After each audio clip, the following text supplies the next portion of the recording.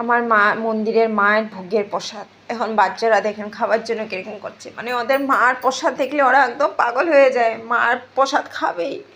একটুখানি দিই, কিন্তু অনেকে বলেছে আর কি ভোগের প্রসাদ মানে বাচ্চাদেরকে দিতে নাই। এখন আমি বুঝতে পারছি না দিব কি না, মনেও মানছে না, খাওয়ার জন্য কীরকম করছে, আমি কিছু বুঝতে পারছি না। বাবা খাইতে পারবে না বাবা ভোগের প্রসাদ? ভোগের প্রসাদ অনেকে বলছে তোমাদেরকে দিতে নাই।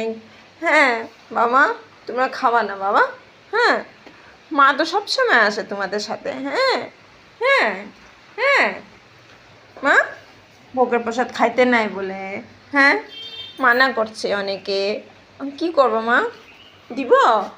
হ্যাঁ, ভোগের প্রসাদ দিব, খাবা? হ্যাঁ খাবা ভোগের প্রসাদ? অনেকে তো বলছে খাইতে নাই বলে তোমরা। কী করবো বলো, আমি কিছু বুঝতে পারছি না। কেমন করছে দেখেন, তাকিয়ে আছে মার প্রসাদ খাওয়ার জন্য। আমি কিছু বুঝতে পারছি না দিব কি না। কি খাবা ভোগের প্রসাদ? হ্যাঁ, আহারে কি করছে দেখেন খাওয়ার জন্য।